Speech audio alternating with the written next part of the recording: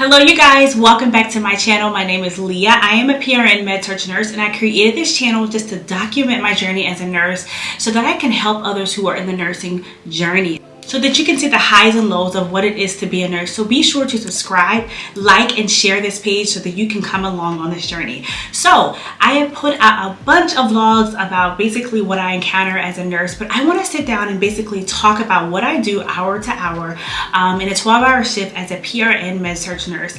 A lot of people might say, well, 12 hours seems like a long time, but it goes by so fast. So immediately once I get to work, the first thing I do is I clock in on my unit. I can't clock in anywhere else.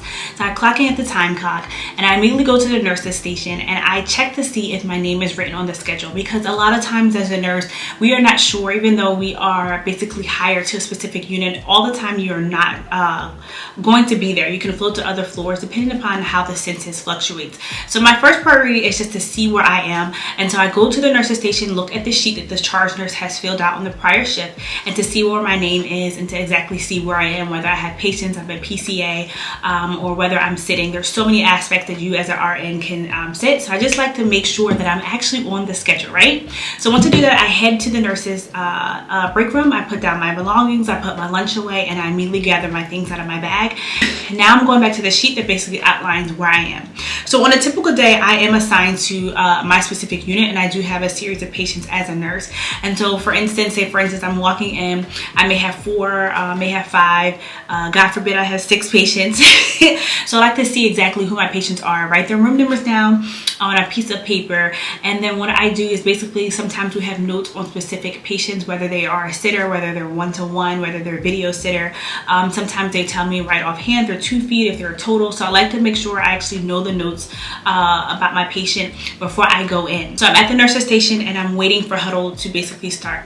And so typically when I'm walking up, huddle is getting ready to start within the next few seconds. So huddle is over, and now I disperse to try to find out where my nurse is so that I can get report. Once I have a report, I do have a piece of paper, just a small piece of paper, and I'm basically writing down things that I couldn't really probably get from looking at the record, and I generally know what I can get from the record. The main things that I'm looking for in a nursing report that I can't typically get from just looking at Epic on the patient's record, or that I need to know from the nurse, is if they're alert oriented, and kind of just some notes in regards to that, like if they're confused, things of that sort, and I can get that from the record. So the main things I'm looking for when a nurse talks to me, I want to know, are they able to take their pills whole, their mobility, are they able to basically care for themselves, being that they're independent, or are they a total? And if they are an assist, are they 1 assist or 2 assist? Do you use a cane or a walker? Any special information I need to know about the patient that I can't physically look up in Epic, and that's the things that I am looking for from the patient, right? I'm looking for any specific things that happen specifically during their shift that I can't specifically look up in the record. So basically I'm able to weed out everything else. They basically would tell me more than what I need to know, but the things that I typically need to know are things that I can't look up in Epic, right? Specific things that happen during the shift, if they're taking their pills whole, how they're walking, how they go to the bathroom, if they use their urinal, things of that sort. Once that is done, I typically get my assignment on my first patient. I walk into the room with the nurse, I write my name on the board, and I introduce myself with the patient, and I immediately come out. And I do the same thing for the series of patients that I have. I go in the room with the nurse, I do my quick sweep of the room just to make sure things are okay, praying that things are okay, IVs are not infiltrated, and all that jazz. And so basically I'm walking through, making sure that I got report and actually visualizing my patient is breathing. I basically walk out of my last patient's room, and that nurse who provided me a report basically goes home. On a good day, I'm getting a report from one nurse, but a lot of times, just because our floor is really heavy, we have to divide up patients so there can be an easy load or a fair load for each nurse. So typically I'm looking for sometimes 1 up to 3 nurses. God forbid if it's 4, oh help me Jesus. But once my last patient's report is given to me, I go back in to my patient's room, either to be the first patient that I went to or the last patient, and I immediately start doing my assessment. So basically once I receive report on all my patients, I go gather my computer, I write my name on my computer, I immediately go in and I start looking up the patient's record, whether it be the first patient that I was given a report on or the last patient. But no matter what, before I walk into the room, I look in Epic, I skim over their record and I write important things down on my personal sheet. And basically I walk in and I start doing my first assessment.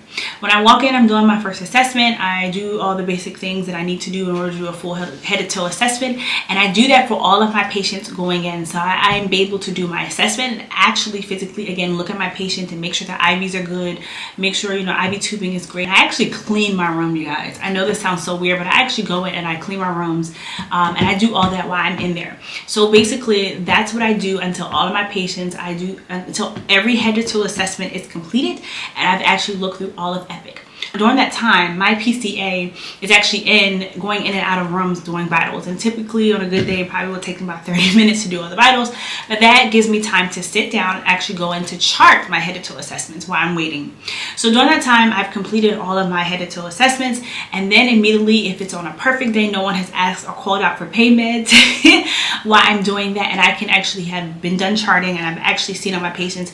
And so typically some medications are up to 10 o'clock p.m. or some are 8, so I have a little bit of time because you can give meds up to an hour before or after an hour after meds are due. And so when I do that, I am done all of charting from my head to toe assessment. I go back in and I pass meds.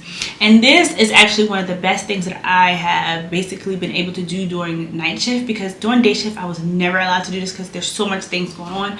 But yes, the last thing I do is I walk in and I basically pass meds on all of my patients. And once I am done that, basically I have some time to go back in and I just look through basically some more in Epic and maybe look through more charting that basically was not done. Specialties that may have been consulted on a patient to dive deeper in to figure out what is going on with this patient, what needs to be done. Things that I wasn't able to actually take time to dive into prior to this point, because I have all the time that I need now because my patients have received their medications and I'm just waiting for time to pass. Once that is done, I do have some hourly charting for our patient positioning that I do have to do. We also have hourly rounding. In my department, basically I only have to do hourly rounding every 2 hours. So I am going in every hour and I am physically looking at my patient, but I only have to document every 2 hours because the PCAs do the odd. And so that's what I'm doing during that time. Typically I may have 1 or 2 meds to pass, either to IV med within an hour or two after all my meds have been passed. But sometimes I really have patients where you don't have any medications to do. I know a lot of you are asking, so what do you do during the night? I'm basically walking in to physically look at my patient, make sure they are breathing, and I'm also during this time PCAs, whether they have vitals to do every 4 hours, every 8 hours, or Q12, I'm looking at vital signs to make sure they actually are stable. If vital signs are out the way, I'm basically doing interventions to make sure that they are good. And I'm basically just monitoring my patients. A lot of times, we're monitoring vitals, we're also monitoring MUs. MUs scores are modified early warning scores, and basically as the higher they get, that means that we need to start intervening to bring them down because something's going on with the patient. So during the time, I am going in to physically look at the patient, but I'm also looking in the Epic system to make sure that everything is good for my patient, as far as their vitals, the MUs scores, everything. I'm just making sure they are good.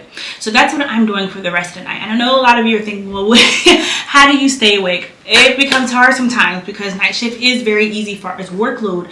But during this time, I sometimes have a lot of education that is due. So I am actually doing that. And I also bring a book. Right now, I'm reading a book by Cindy Trim. So I am basically reading a book during this time to keep me awake. And then a lot of times, I'm just sitting at the nurse's station trying to stay busy. But that's basically how my shift goes. Now, let's fast forward maybe 4-6 hours into the shift. It's about 3 o'clock. I probably, again, doing rounding. But let's fast forward even further to 5 o'clock. I physically will have some meds to do. And during that time, I actually circle back to all my rooms to make sure that my patients are okay. If patients are totals, I'm going with my PCA into the room to change them to make sure they are clean. If wounds need to be done, I do dress my wounds about this time. And then also, I'm just making sure, again, the room is clean. And if I am basically done during that time, I like to go and assist other people, maybe the PCA or whatnot, and I'm waiting for time to basically end. And in between that time, between 5 and 7, I'm going in and doing hourly rounding. You may be asking, when do you eat lunch? I eat lunch whenever I'm hungry. We are allowed 2 15-minute breaks, so I typically have my first break right after I chart my assessments, which is about 9 o'clock. And then my lunch is whenever I'm hungry. Sometimes I eat lunch at 1. Sometimes I eat lunch at midnight. Sometimes I eat lunch at 3. But basically, night shift is so easy, so less stressful during this time. But basically, I feel like night shift, we are just monitoring and making sure our patients are alive. There are a lot of times where I do have, patients where things I'm going in and out. But typically, that's how the gist of my shift is as a night shift nurse. I pray that this video was helpful, and I pray that you all kind of got an insight of what it is to be a med-surg nurse, and I hope to see you in my next video. You guys, I simply want to say thank you from the bottom of my heart. As of this week, we have reached 1,000 subscribers. Thank you for every video watch, every comment you have made. I truly thank you.